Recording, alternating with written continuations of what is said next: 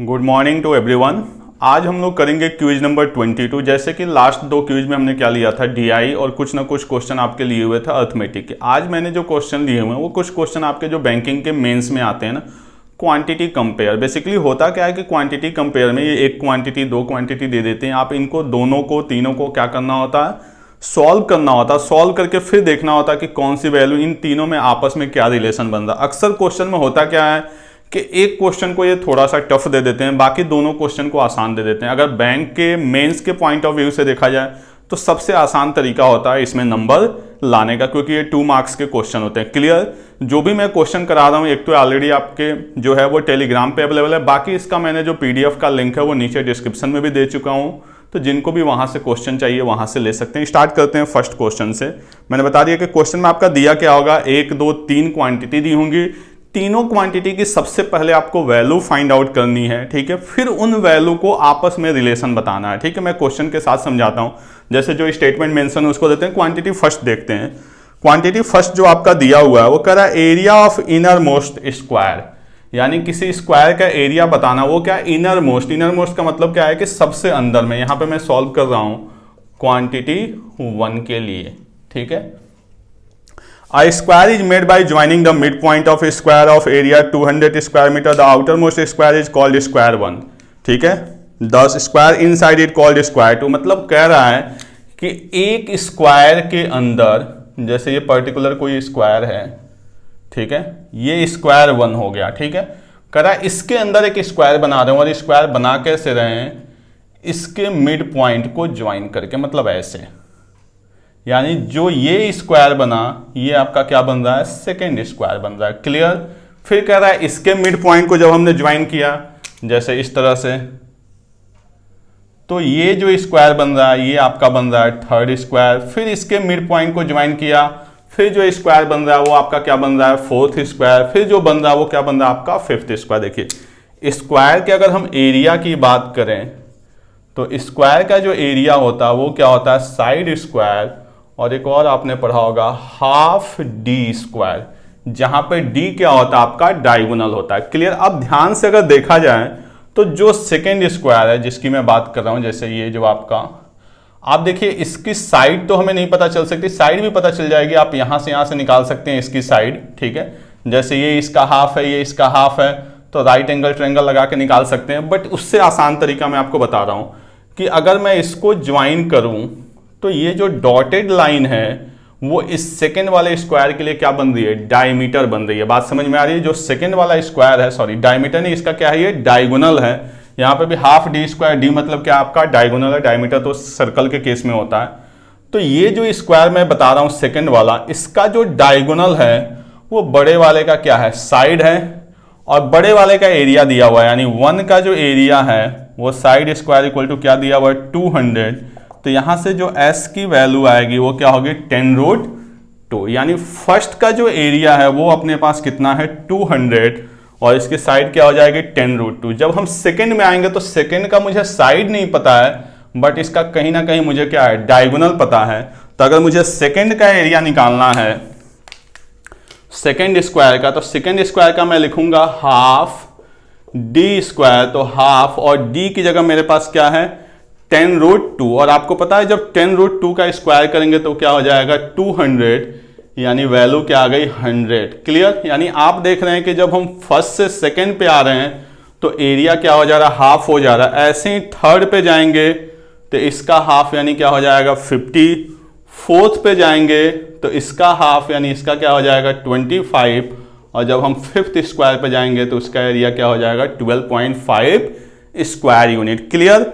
अगर आपको ये कुछ भी नहीं करना है, जैसे ये तो हो गया फॉर्मूले से, आपको मैं एक बात बताता हूं, कभी भी हम स्क्वायर के मिड पॉइंट को मिला के कोई भी फिगर बनाते हैं तो वो भी ऑटोमेटिक क्या बनता है, स्क्वायर बनता है, पहली चीज। दूसरा क्या है कि इसका एरिया हमेशा क्या होता है, हाफ होता है। तो पहला 200, आपको ये कुछ भी जानने की जरूरत नहीं। अगर आपको थोड़ी सी प्रॉपर्टी पता है कि जब भी स्क्वायर के मिड पॉइंट को बनाया जाएगा तो वो क्या बनेगा, एक स्क्वायर बनेगा, और उसका जो एरिया होगा वो बड़े वाले स्क्वायर का क्या होगा, हाफ। तो फर्स्ट का 200, तो सेकंड का 100, तो थर्ड का 50, फोर्थ का 25, तो फिफ्थ का क्या हो जाएगा, 12.5 स्क्वायर यूनिट। यानी जो फर्स्ट क्वांटिटी है, क्वांटिटी 1, उसकी वैल्यू अपने पास आ गई 12.5 5। क्लियर? आई होप यहां तक आपको बातें समझ में आई होंगे। ठीक है, सेकंड क्वेश्चन देखते हैं। सेकंड क्वेश्चन मतलब क्वांटिटी सेकंड के लिए क्या दिया हुआ है, a man start with a speed of 10 kilometre per hour, यानी यहां पे मैं लिखता हूं क्वांटिटी 2 के लिए। ठीक है, कि a man started with a speed of 10 kilometre per our, he increase his speed by 10 kilometre per our every hour, यानी फर्स्ट आवर गया वो 10 किलोमीटर, तो सेकेंड आवर में 10 किलोमीटर स्पीड बनाएगा यानी 20 किलोमीटर, फिर थर्ड में 30 किलोमीटर, फिर फोर में 40 किलोमीटर, ऐसे ऐसे करके वो जा कितना रहा आपका, टोटल डिस्टेंस जो वो कवर कर रहा है वो कर रहा है 550 किलोमीटर। वो क्या कर रहा है 550 किलोमीटर। तो ये देखिए 1 आवर, 2 आवर, 3 आवर, 4 आवर, ऐसे पूछा जा रहा है कि कितने आवर में वो 550 किलोमीटर कवर करेगा। क्लियर? तो अगर आप ध्यान से देखें इसको तो ये 10 प्लस 20 प्लस 30 प्लस ये जितनी बार ऐड होगा उतना ही हमारा आंसर होगा। तो ये एक तरह का मान लीजिए कि लास्ट वैल्यू को मैं बोलूं, ये 10 plus 20 plus 30 plus 40 plus 50 plus 60 plus 70, यानी अगर यहां पे 4 है तो 4 इंटू 10, 5 है तो 5 इंटू 10। दो चीजें यूज कर सकते हैं, एक तो है कि आप सीधे सीधे यहां पे एपी यूज करें, तो एपी का सम क्या होता है, S N equal to n by 2a plus n minus 1 into D. ठीक है, जहां n क्या है आपका नंबर ऑफ टर्म्स, a क्या है फर्स्ट टर्म, d क्या होता है कॉमन डिफरेंस, मतलब फर्स्ट वैल्यू और सेकंड वैल्यू में डिफरेंस क्या है। तो यहां से अगर हम Sn की बात करें तो अपने पास सम कितना है 550, n बाई 2 n हमें पता करना है, जो भी n की वैल्यू आएगी वही हमारा क्या हो जाएगा, आवर्स हो जाएगा, क्योंकि 1 2 3 4 5 अप टू n आवर, तो n 2a, तो a की वैल्यू अपने पास कितनी है 10, तो 2 इंटू 10 कितना हो गया 20। ठीक है, plus n minus 1 into D, D हमें नहीं पता है, सॉरी डी हमें पता है, डी क्या होता है कॉमन डिफरेंस, डी का मतलब होता है आपका कॉमन डिफरेंस। कॉमन डिफरेंस का मतलब होता है दोनों टर्म में डिफरेंस कितना का, आपको पता है हर एक टर्म में डिफरेंस कितने का है 10 का, तो यहां पे क्या हो गया आपका 10। इसी को हमें सॉल्व करना और n की वैल्यू फाइंड आउट करना। आप ध्यान से देखिए यहां भी 10 है, यहां भी 10 है, तो हमने 10 को क्या कर लिया बाहर कर लिया, तो वो 10 इस जीरो को क्या कर देगा कट कर देगा। बात समझ में आ रही है? आप अलग से इंडिविजुअल भी कर सकते हैं। जब हम इस यहां से भी 10 बाहर निकाले, यहां से भी 10 बाहर निकाले, तो वो इधर क्या होगा इसको आके कट कर देगा। यहां पे करेंगे 55 इंटू 10 क्या हो गया 110 n 2 प्लस n माइनस 1, फिर 110 n और ये क्या बन जाएगा आपका n प्लस 1। अब देखिए दो तरीके हैं आपके पास, एक तो यहां से क्या करें आप क्वाड्रेटिक बनाएं और इसको सॉल्व करें, दूसरा देखिए इसकी शक्ल देख के ही वैल्यू पता चल रहा है कि यहां पे क्या आएगा 10 और यहां पे क्या आएगा 11। 10 इंटू 11 आपका क्या होता है 110, यानी यहां से जो n की वैल्यू आई वो अपने पास कितनी आ गई 10, यानी जो क्वांटिटी सेकंड है उसकी वैल्यू अपने पास कितनी आ गई 10। एक तो तरीका ये था। दूसरा क्या है आपका कि देखिए अगर आप 1 को हटा दें हर जगह से, यहां पे सब में पता है आपका सॉरी 10 20 30 40 50 60, अगर आप सब जगह से 10 को हटा दें, यहां से भी 10 को, क्योंकि इन्हीं का सम हमें बनाना है। दूसरा तरीका मैं बता रहा हूं 550 तक, तो अगर मैं सब जगह से 10 को कॉमन लूं तो यहां पे भी 10 कट जाएगा। तो ये एक तरह का क्या है, आप देखिए 1 2 3 4 5 6, ये एक तरह का क्या है नेचुरल नंबर है। तो नेचुरल नंबर का सम आपने पढ़ा होगा n plus 1 by 2, sum of natural number n plus 1 by 2, तो हर जगह से जीरो कट चुका है, यानी कितना आ गया आपका 55, then n plus 1 equal to 110, फिर आपकी सेम वही चीज यहां से n की वैल्यू कितनी आ जाएगी 10, यानी जब हम 100 तक ऐसे नंबर लिखेंगे तो अपने आप उसका डिस्टेंस कितना कवर हो जाएगा 550 किलोमीटर। यानी जो सेकेंड क्वांटिटी की वैल्यू आई वो अपने पास क्या आ गई 10, फर्स्ट क्वांटिटी की वैल्यू 12.5। अब हमें फाइंड आउट करना है थर्ड क्वांटिटी। ठीक है, तो एक बार आप लोग इसको लिख लें, फिर मैं थर्ड क्वांटिटी के लिए सॉल्व करता हूं। क्लियर? अब हम लोग देखते हैं इसका थर्ड पार्ट क्या करा, height of cylinder it's volume is, height of cylinder यानी सिलेंडर की हाइट हमें पता करनी है, height of cylinder, it's volume is equal to the volume of a cone. तो सिलेंडर का जो वॉल्यूम होता है वो क्या होता है आपका पाई आर स्क्वायर एच, सिलेंडर के केस में मैंने कैपिटल लिखा हुआ है। ठीक है, इक्वल टू कोन का जो वॉल्यूम होता है वो 1/3 पाई आर स्क्वायर एच। ठीक है, कोन का जो वॉल्यूम होता है वो क्या होता है 1/3 पाई आर स्क्वायर एच। यहां से जो हमें फाइंड आउट करना है वो कहीं ना कहीं इस एच की वैल्यू फाइंड आउट करना है। यहां से देखें तो पाई से पाई क्या हो जाना है कैंसल। आगे क्या दे रहा है volume of A cone हुच radius is 14 centimetre. इसका जो रेडियस है वो क्या है आपका 14 सेंटीमीटर, यानी 14 into 14, and height is 39.3 centimetre. Height जो है वो आपका क्या है 39.3। The radius of the cylinder is 14 centimetre. कुछ करना ही नहीं है, रेडियस का cylinder 14 into 14, height of cylinder पता करना है। 14 से 14 कैंसल, ये क्या बन गया आपका 13.1। क्लियर, यहां पे वैल्यू जो आई वो आपकी क्या आ गई 13.1, और यही हमसे पूछा गया है। ठीक है, क्लियर, 13 हाँ 13.1, यानी जो क्वांटिटी थर्ड है उसकी जो वैल्यू आएगी अपने पास वो क्या आ जाएगी 13.1। क्लियर, क्वांटिटी थर्ड की जो वैल्यू आएगी वो अपने पास क्या आ जाएगी 13.1। अब क्वेश्चन में हमसे पूछा जा रहा है कि इन तीनों में रिलेशन क्या होगा। क्लियर, इन तीनों में रिलेशन क्या है, जो हमसे क्वेश्चन पूछा गया है तो हमें इन तीनों में रिलेशन बताना है। तब आप ध्यान से देखिए तो जो अपने पास रिलेशन बन रहा है वो क्या बन रहा है कि जो क्वांटिटी थर्ड है वो ग्रेटर देन क्या है क्वांटिटी 1, और ये जो है वो ग्रेटर देन क्या है क्वांटिटी 2। बस यही हमारा आंसर हो जाएगा, यानी जो ऑप्शन दिया हुआ है उसमें हमारा ऑप्शन सी हो जाएगा इसका आंसर। क्लियर, तो ये होता है आपका क्वांटिटी कंपेयर। तो इसमें करना कुछ नहीं था, जो फर्स्ट क्वेश्चन था वो थोड़ा सा अटके था, बट अगर आप लोग थोड़ी सी ज्योमेट्री या मेंसुरेशन पढ़े होंगे तो उसमें भी कुछ प्रॉब्लम था नहीं, ये सिंपल ही था। सेकंड भी आपका एपी का क्वेश्चन था। क्लियर, तो इस तरह के क्वेश्चन आपको मेंस में मिलेंगे जो 2 मार्क्स के लिए मिनिमम आते हैं। इनको सॉल्व करना और तीनों वैल्यू को कंपेयर करना, बस ये रिलेशन हो गया, बस खत्म। क्लियर, चलिए अब देखते हैं हम लोग नेक्स्ट क्वेश्चन, ये भी क्वांटिटी कंपेयर का ही है। अब हम लोग देखते हैं सेकंड क्वेश्चन। सेकंड क्वेश्चन में भी आपके टोटल जो दिया हुआ है वो 3 क्वांटिटी दिया हुआ है। तीनों क्वांटिटी को आपको ठीक पहले क्वेश्चन की तरह सॉल्व करना है। तो यहाँ पे हम लिखते हैं हम किसके लिए सॉल्व कर रहे हैं, क्वांटिटी 1 के लिए। ठीक है, क्वांटिटी 1 जो है वो आपका प्रोबेबिलिटी का क्वेश्चन दिया हुआ है। A and B are competing in a game get a 6, यानी किसी गेम में पार्टिसिपेट कर रहे हैं जिसमें डाइस को फेंकना है और गेटिंग अ 6। तो आपको पता है प्रोबेबिलिटी ऑफ एक डाइस को अगर फेंका जाए तो 6 के आने की प्रोबेबिलिटी क्या हो जाएगी 1/6, और प्रोबेबिलिटी ऑफ अगर मैं नॉट 6 बोलूं तो ये क्या हो जाएगा आपका 5/6। ए और बी हैं, तो अगर मैं यहां पे बोलूं कि ए के जीतने की प्रोबेबिलिटी, तो आपको पता है प्रोबेबिलिटी ऑफ ए विन, तो ये क्या हो जाएगा 1 minus probability of be win. ये भी आपको पता है किसी भी चीज का होना प्लस उसी चीज का न होना क्या होता है 1 होता है। तो ए जीतेगा तो ऑब्वियस सी बात है बी क्या होगा हारेगा, ये नॉर्मल है। क्वेश्चन में क्या क्या रहा है, the first one get a 6 on throwing a dice win, मतलब जो भी पहली बार में 6 लाएगा, ठीक है, मतलब किसी ने डाइस को फेंका और अगर वो उसका 6 आ गया तो वो गेम को जीत जाएगा। क्लियर, अब ऐसे क्वेश्चन में आपको ध्यान से पढ़ना होता है कि गेम को स्टार्ट कौन कर रहा है। तो यहां जो गेम को स्टार्ट कर रहा है वो स्टार्ट कौन कर रहा है ए। क्लियर, यहां पे गेम को स्टार्ट कौन कर रहा है ए, और हमें अपने फेवर में कौन चाहिए बी का जीतना।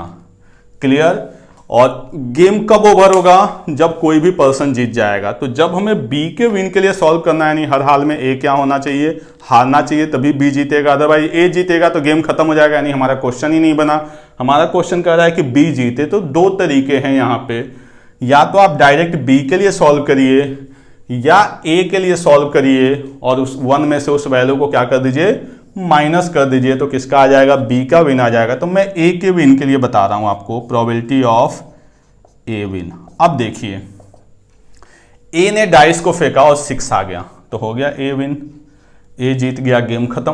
बात समझ में आ रही, मैं यहां पे सॉल्व कर रहा हूं ए विन के लिए, तो आपको हर हाल में बी को हराना है। तो क्या हो सकता है, ए ने डाइस को फेंका और 6 आ गया, काम खत्म, ए जीत गया। या आपको पता है जब भी और आता है तो क्या आता है प्लस, या ए हार गया। 2 ही चीज हो सकती है भाई, ए डाइस को फेंकेगा तो या तो ए जीतेगा या तो हारेगा। अगर ए जीता तो यहां पे गेम ओवर, ए हारा तो अब किसके पास जाएगा बी के पास।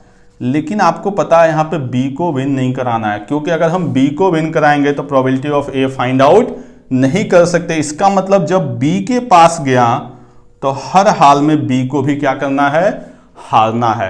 अब बी हार गया, फिर अगला टर्म किसका आएगा, ए का, तो हो सकता है ए क्या हो जाए, जीत जाए, गेम खत्म। क्लियर?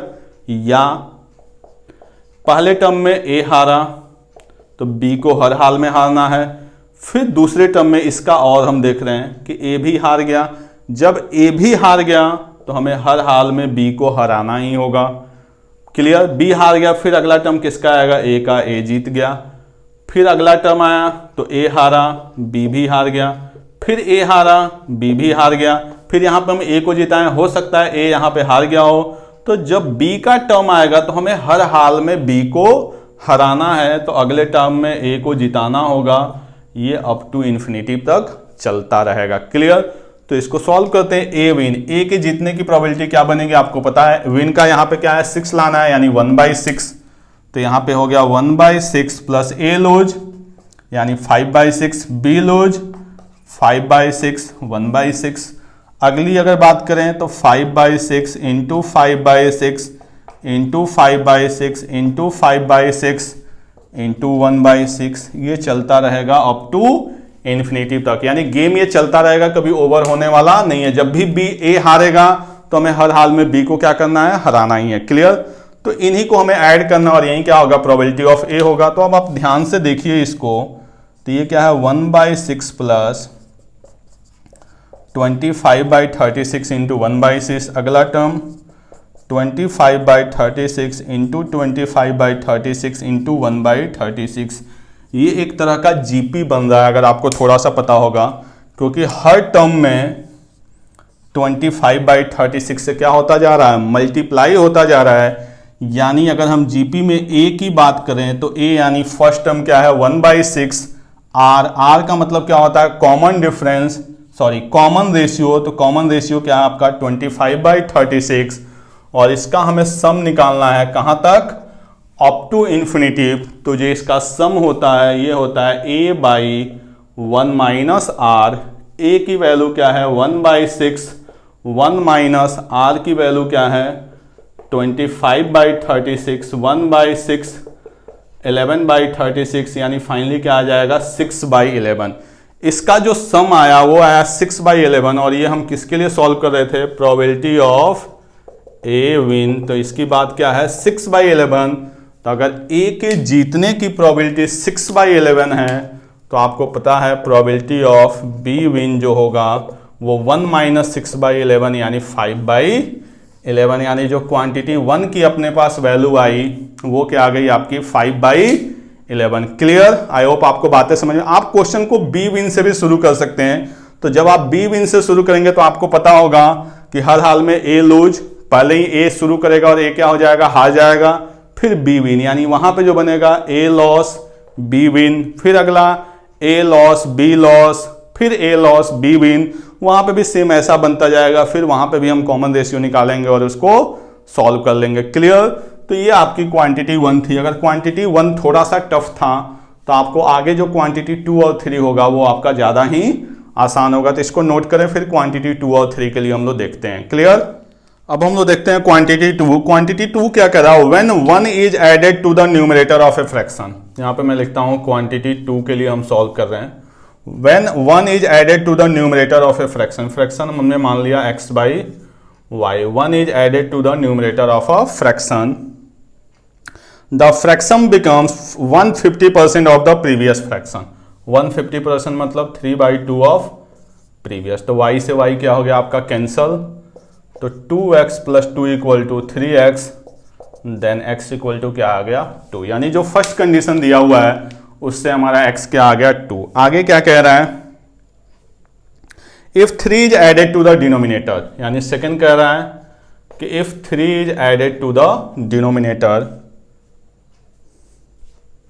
The number becomes 1/4। सीधे सीधे बोला नंबर बिकम्स 1/4, फ्रैक्शन बिकम्स 1/4 नहीं कर रहा है, नंबर, यानी सीधे सीधे ये क्या बन गया आपका, the number becomes 1/4। Find the number, हमें क्या पता करना है यहाँ पे, नंबर। तो तो अब देखिए यहाँ पे 4x equal to Y plus 3, x की वैल्यू क्या है 2, तो 8 equal to Y plus 3, then Y equal to क्या आ गया अपने पास 5। तो अगर हम फ्रैक्शन की बात करें तो फ्रैक्शन हमने क्या माना था, यहाँ पे आप देखिए कि जो हमारा फ्रैक्शन था वो क्या था x बाई वाई। तो अगर हम क्वांटिटी 2 के लिए फ्रैक्शन लिखें x बाई वाई, तो x बाई वाई की वैल्यू अपने पास क्या आ गई, y की वैल्यू 5 है और x की वैल्यू 2 यानी 2/5। यानी जो अपने पास क्वांटिटी 2 है, यहाँ पे मैं लिख देता हूँ क्वांटिटी 2, इसकी जो वैल्यू आई है वो क्या आई है आपकी 2/5। क्लियर, क्वांटिटी 2 की जो वैल्यू आई है वो क्या आ गई अपने पास 2/5। अब हम देखते हैं थर्ड, यहाँ पे स्पेस ऑलरेडी देख लेते हैं क्वांटिटी थर्ड के लिए। क्वांटिटी थर्ड क्या कर रहा है, increase in average weight of A group, average of 12 people, 12 people का जो एवरेज है, 12 पीपल का जो एवरेज है वो क्या है 12.6 kg, बड़े हैवी वेट के हैं। 2 पीपल आर एडेड, 2 लोग ऐड किए जा रहे हैं, average weight of new people is 15.3। देखिए जो 2 लोग ऐड किए जा रहे हैं 2 पीपल, इनका जो एवरेज वेट है वो क्या है 15.3 kg। क्वेश्चन में हमसे पूछा क्या है, इंक्रीज इन एवरेज वेट, यानी जो क्वांटिटी थर्ड है वो हमें पता करना है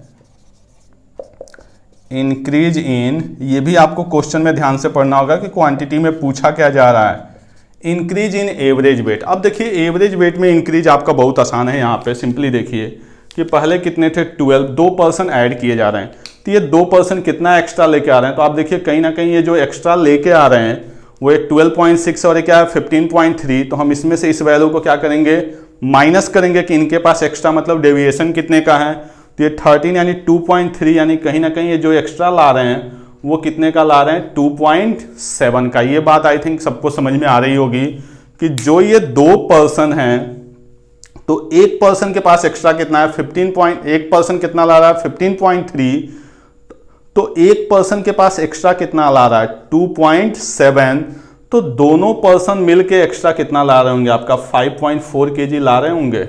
अगर इनके पास, समझिए ये सिंपल, अगर जिनको नहीं समझ में आ रहा आप सीधे सीधे इनको इससे मल्टीप्लाई कर लीजिए, इनको इससे मल्टीप्लाई कर लीजिए, दोनों वैल्यू को ऐड करके 14 से डिवाइड कर दीजिए, वो तो आपका बेसिक वे हो गया।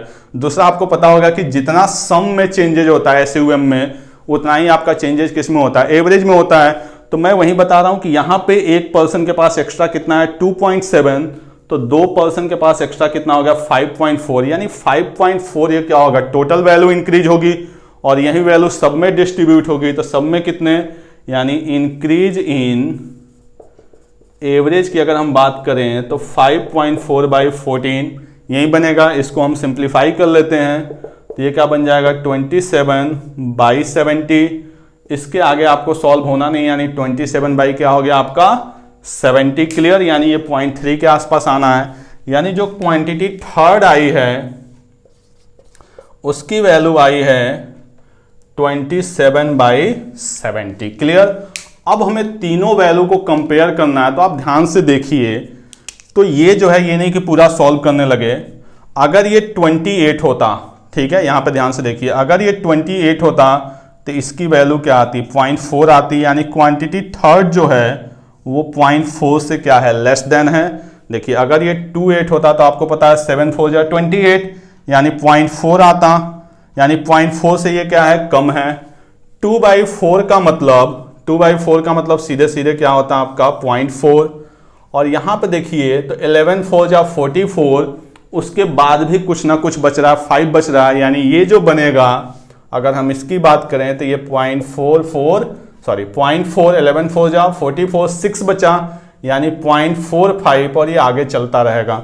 तो हमें तीनों क्वांटिटी दिख रही है। क्वांटिटी 1 कितनी है 0.45, क्वांटिटी 2 कितनी है 0.4 और क्वांटिटी 3 कितनी है देखिए 0.4 से कम। यानी यहाँ पे जो बात बन रही है वो बन रही है क्वांटिटी 1 जो है वो ग्रेटर देन है क्वांटिटी 2 और क्वांटिटी 2 जो है वो greater than quantity third. I think आपको ये बात समझ में आ गई होगी और यही हमसे क्वेश्चन में पूछा गया है कि तीनों में आपका आपस में रिलेशन क्या होगा, तो 1 is greater than 2 is greater than 3, यानी ऑप्शन ए आपका हो जाएगा इसका answer. Clear.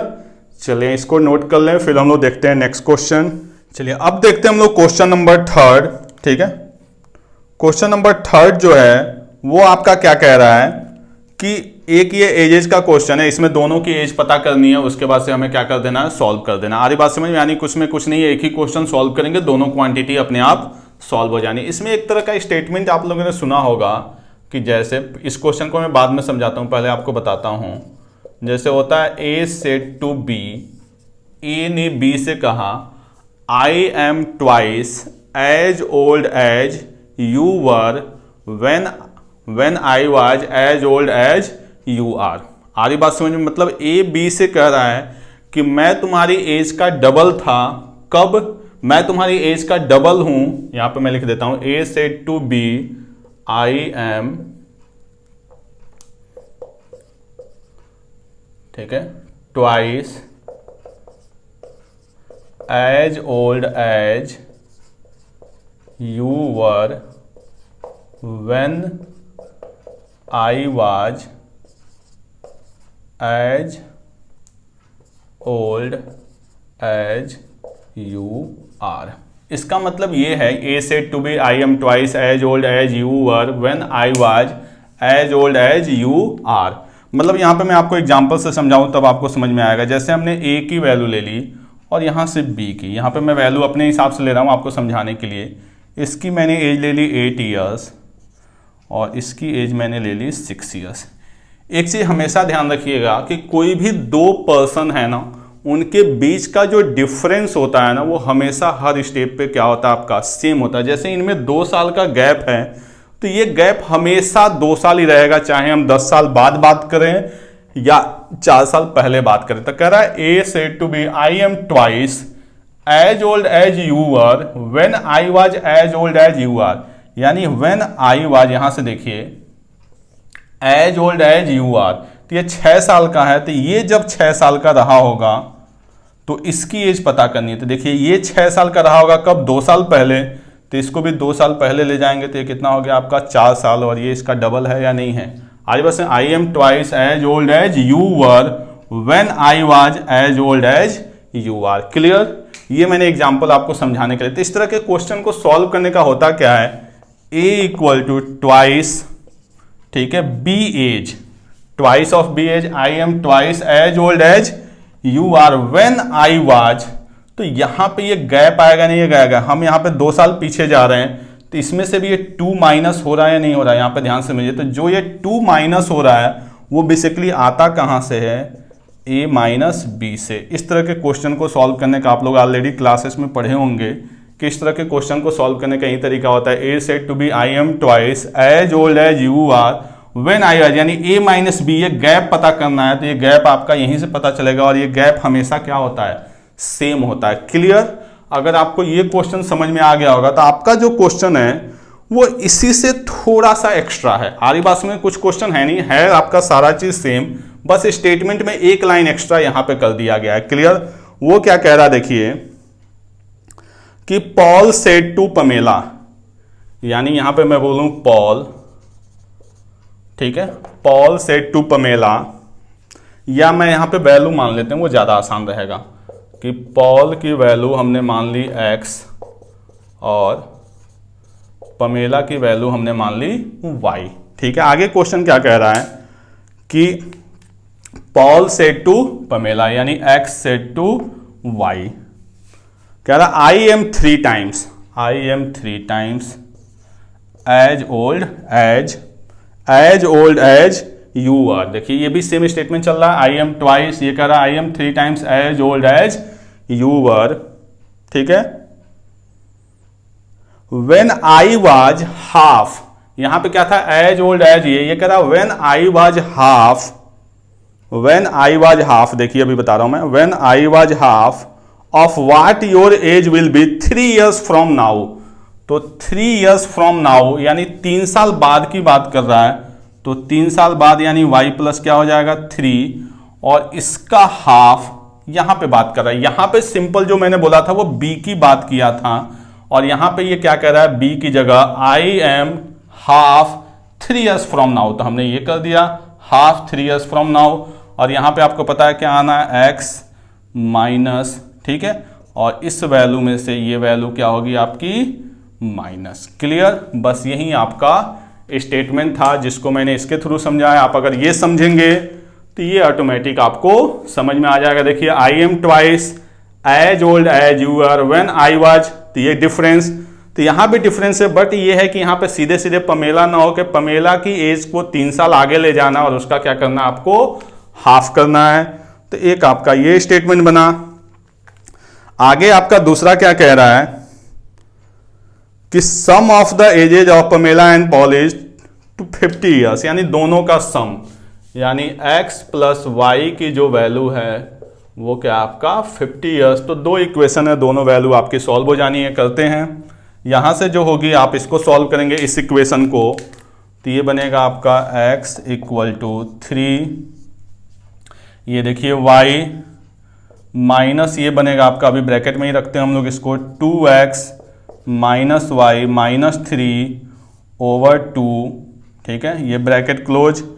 x equal to, अब 2 को यहां भी मल्टीप्लाई करते हैं और 2 को बाहर भी लेते हैं, तो 2x इक्वल टू, देखिए 2 3 जा आपका क्या बन जाएगा 6, लेकिन इसका मल्टीप्लाई सिर्फ इसमें होना है, बाकी इन दोनों में होना है। तो थोड़ा सा एक स्टेप और सॉल्व करते हैं हम लोग ताकि कोई कंफ्यूजन ना रहे। तो ये आपका 2y minus 2x plus Y plus 3 by 2 को हम इधर लेके आते हैं, तो ये क्या बन जाए आपका 2x इक्वल टू, यहाँ पे देखिए 2y और y 3y, 3 3 जा 9y माइनस 6x प्लस 9, यानी 2x equal to 9y minus 6x plus 9, यानी ये बनेगा आपका 8x equal to 9y plus 9, या इसी को हम लिखेंगे तो 8x minus 9y equal to क्या बनेगा 9, इसको हम 9 से मल्टीप्लाई कर देते हैं, तो ये 9x plus 9y equal to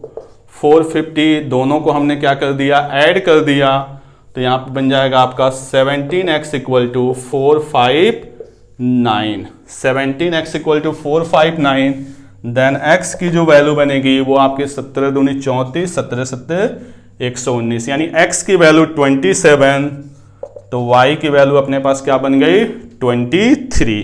question में हमसे क्या पूछा गया है,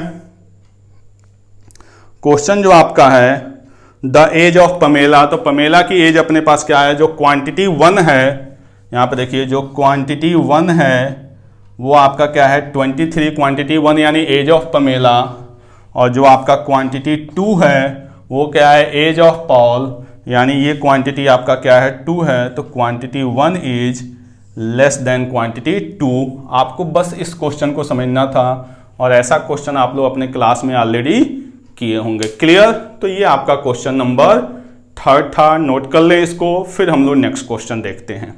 अब हम लोग देखते हैं आज के क्विज का क्वेश्चन नंबर 4। क्वेश्चन नंबर 4 जो है वो आपका टाइम एंड वर्क पे बेस है, ठीक है, ये भी क्वांटिटी कंपेयर का है, लेकिन पिछले क्वेश्चन की तरह लेंथी नहीं है, आपका सिंपल एक लाइन में निकलना है चीजें, ठीक है। एक क्वांटिटी ऑलरेडी दिया हुआ है, सेकंड क्वांटिटी को बस निकाल के कंपेयर कर लेना। कह रहा A can complete a work in x days, A जो है वो किसी वर्क को x डेज में कर रहा है, B takes x plus 1 days, B जो है वो x प्लस 1 डेज में कर रहा है। अगर हम इसको सॉल्व करें तो आपको पता है इनका एलसीएम लेते हैं, यानी टोटल वर्क जो होगा वो क्या होगा x प्लस 1, तो a की जो एफिशिएंसी आएगी वो x प्लस 1 और b की एफिशिएंसी आएगी x। आई थिंक यहाँ तक सबको चीज़ें समझ में आ रही होगी कि a x डेज में, b x प्लस 1 डेज में, तो दोनों का LCM x plus 1 x plus 1 x, ये क्या होता है हमारा टोटल वर्क, ये क्या है अपने पास डेज, और ये क्या होता है आपका एफिशिएंसी। आगे क्वेश्चन क्या कह रहा है,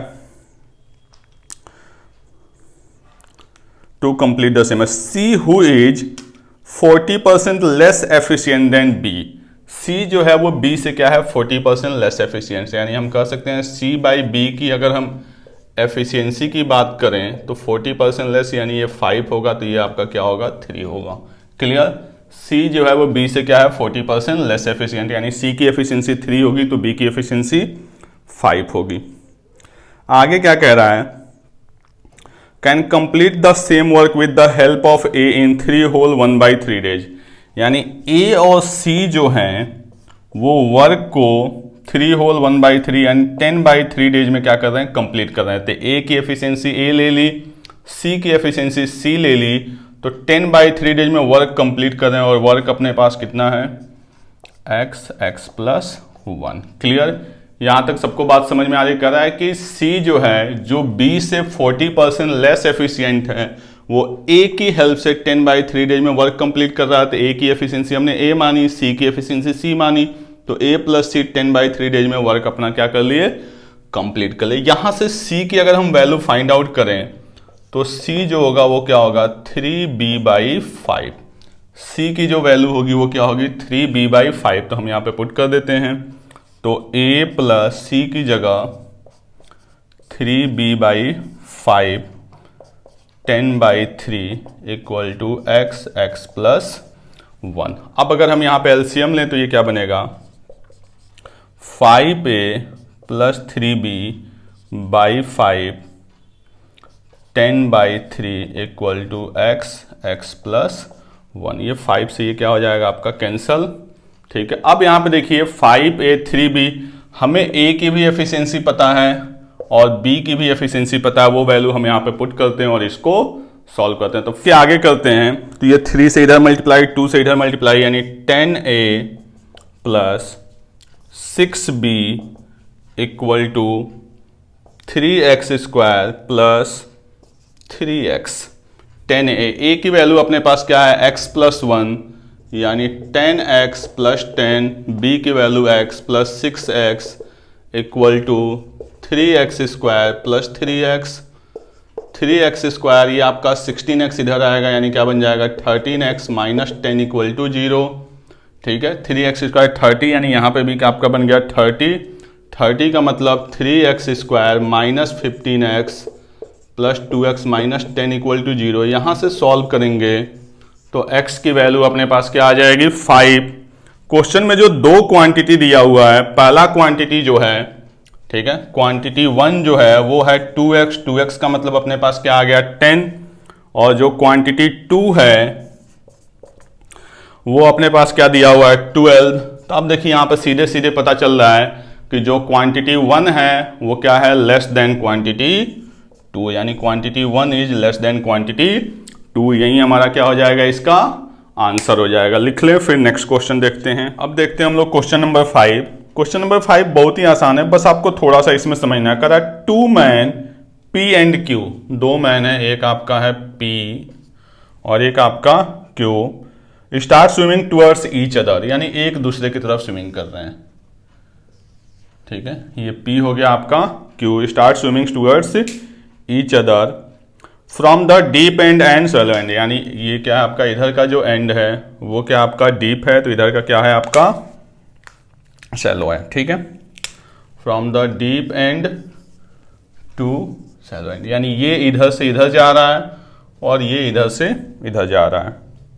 they start their swimming simultaneously if the length of pool is 300 metre. Pool की जो लेंथ है वो कितना है 300 मीटर।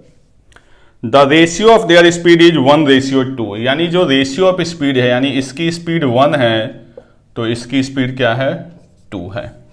ठीक है, ये रेशियो दिया हुआ है, एग्जैक्ट वैल्यू नहीं दिया। Each swimmer rest for 6 second once he reaches the other end, यानी अगर ये यहां पहुंच जाएगा तो 6 सेकेंड और ये यहां पहुंच जाएगा तो 6 सेकेंड रेस्ट करेगा। ठीक है, other end start swimmings back, where will they meet for the second time in the still water of swimming pool, यानी कहने का मतलब ये है कि यहां पे वाटर में कोई भी स्पीड नहीं आ रही बात में, यानी क्या है स्टिल वाटर है, यानी सिर्फ और सिर्फ हमें नॉर्मल इन पर्सन की स्पीड से लेना देना है।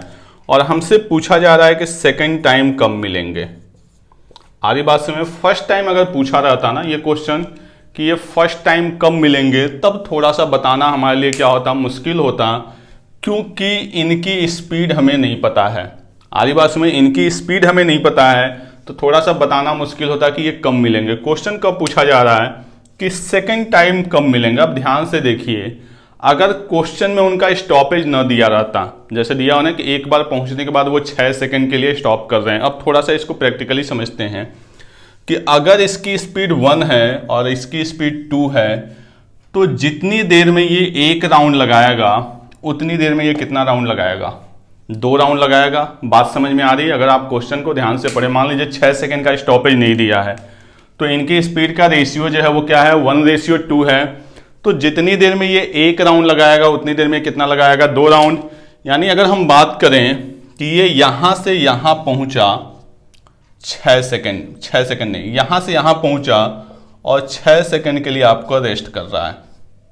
कोई भी पर्टिकुलर टाइम में पहुंचा, मान लीजिए 1 घंटे, 2 घंटे, 4 घंटे, 10 घंटे, किसी भी टाइम में ये यहां से यहां पहुंचा और 6 सेकंड के लिए रेस्ट कर रहा है। ठीक है, तो अगर मान लें कि इसके लिए रेस्ट ना हो, तो उतनी देर में ये यहां से यहां आएगा और फिर यहां से यहां जाएगा। बात समझ में आ रही है? अगर हम इसकी बात करें जो आपका क्यू से चल रहा है, वो यहां से आएगा और यहां से यहां पहुंचेगा अगर रेस्ट ना हो। अब ध्यान से देखिए, तो 6 सेकंड का रेस्ट ये यहां पे ले रहा है और ये जो पर्सन है ये भी 6 सेकंड का यहां पे रेस्ट ले रहा है। तो दोनों का रेस्ट और रेस्ट का टाइमिंग क्या है, कैंसल है। 6 सेकंड का लिए ये भी रेस्ट लिया, 6 सेकंड का ये भी रेस्ट लिया, तो दोनों के रेस्ट का टाइमिंग क्या हो गया, कैंसल हो गया। ये भी 6 सेकंड रेस्ट, इस पर्टिकुलर ड्यूरेशन में 1 टाइम ये भी रेस्ट ले रहा है और 1 टाइम ये भी रेस्ट ले रहा है। जब ये पर्सन यहां पे यहां पहुंचेगा तो कहीं ना कहीं ये वाला पर्सन यहीं पे रहेगा। आ रही बात समझ में? तो फर्स्ट टाइम तो दोनों कहीं ना कहीं बीचों बीच में मिले होंगे, हमें फर्स्ट टाइम का पता नहीं करना है। अगर हम सेकेंड टाइम की बात करें, आप इसको समझिए कि ये पर्सन यहां से यहां पर्टिकुलर टाइम में यहां से यहां आएगा और यहां से यहां जाएगा। क्लियर? अब जाके यहां पे भी इसको रुकना है, यहां पे भी रुकना है। जो फर्स्ट पर्सन है वो उतने टाइम में यहां से यहां गया और ये यहां पे स्टॉप ले रहा है 6 सेकंड का, और इस पर्सन को भी इस पूरे ड्यूरेशन में स्टॉप जो है वो कितने सेकंड का है, 6 सेकंड का है। तो कहीं ना कहीं दोनों के जो स्टॉपेज का टाइमिंग है वो क्या है, सेम है। अब अगर इनके स्पीड का रेशियो, जब टाइमिंग को हमने सेम कर दिया, दोनों में से प्रॉपर टाइमिंग हटा दिया, तो अगर इनके स्पीड का रेशियो 1:2 है, तो जो इनका डिस्टेंस होगा वो भी आपका क्या बनेगा, 1:2 बनेगा। यानी ये यहां से यहां पहुंचेगा तो ये पर्टिकुलर यहां से यहां पहुंचेगा, तो सेकेंड टाइम जो दोनों मिलेंगे वो क्या मिलेंगे, आपके सैलो एंड पे मिलेंगे या नहीं मिलेंगे। और यही क्वेश्चन हमसे पूछा गया है कि वो सेकेंड टाइम कितनी देर के लिए मिलेंगे। हाँ, इसी क्वेश्चन में अगर दोनों के स्टॉपेज का टाइमिंग क्या होता, डिफरेंट होता, तब हमारे लिए बताना क्या हो जाता, मुश्किल हो जाता कि वो कहां पे मिलेंगे। उस केस में हमें हर हाल में क्या चाहिए था, इनकी स्पीड चाहिए था। लेकिन यहां पे क्या है, दोनों का टाइमिंग सेम है, तो प्रैक्टिकली ये दोनों क्या हो जाना है, कैंसिल हो जाना है।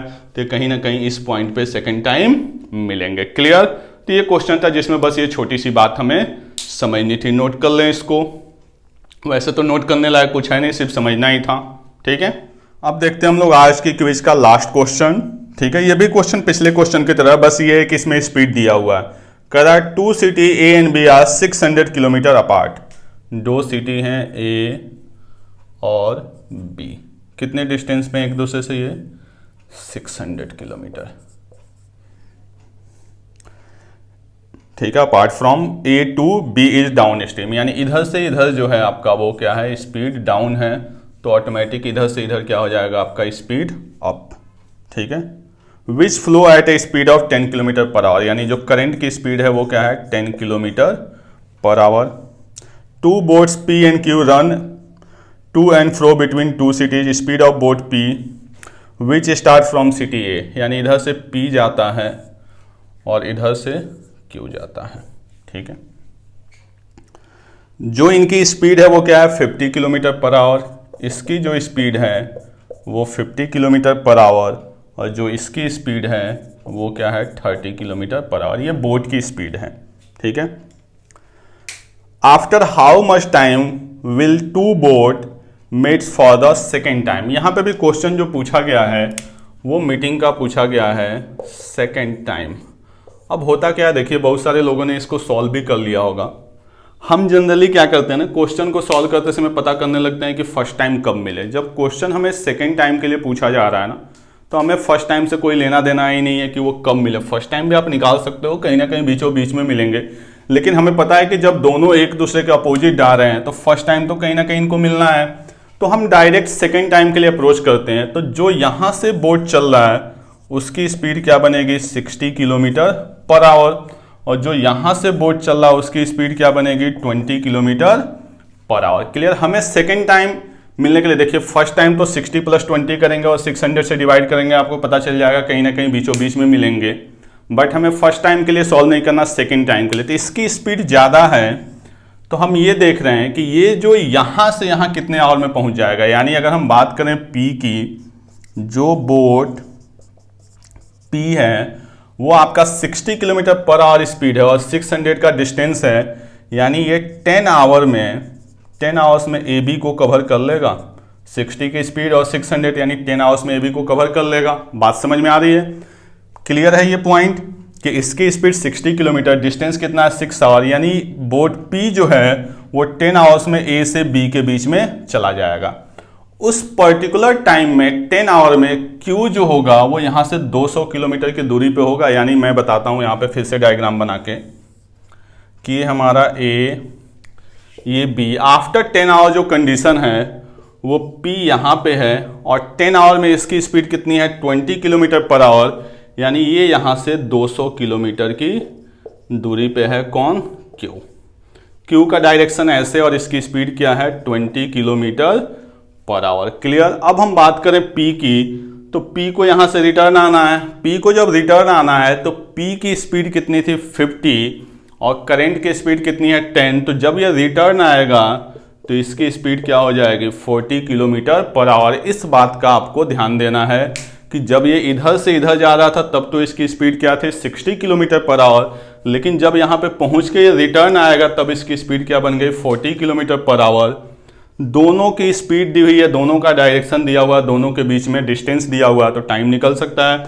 तो इनकी जो रिलेटिव स्पीड बनेगी वो क्या बनेगी 20 किलोमीटर पर आवर। डिस्टेंस कितना है 200, तो टाइमिंग कितना आ जाएगा 10 आवर्स। हमसे पूछा गया कि कितने घंटे बाद सेकेंड टाइम के लिए मिलेंगे, तो ये देखिए 10 आवर्स बाद कहीं ना कहीं मिलेंगे और पहले भी 10 आवर्स हमने दोनों को चलाया, तो जो टोटल टाइम बनेगा वो क्या बन जाएगा आपका 20 आवर्स। यानी 20 आवर्स के बाद ये सेकेंड टाइम एक दूसरे से मिलेंगे। तो ये आज की क्विज का आपका लास्ट क्वेश्चन था। नेक्स्ट क्विज में भी हम कुछ इसी टाइप्स के क्वेश्चन को करेंगे, क्वांटिटी कंपेयर वाले। Okay, thank you.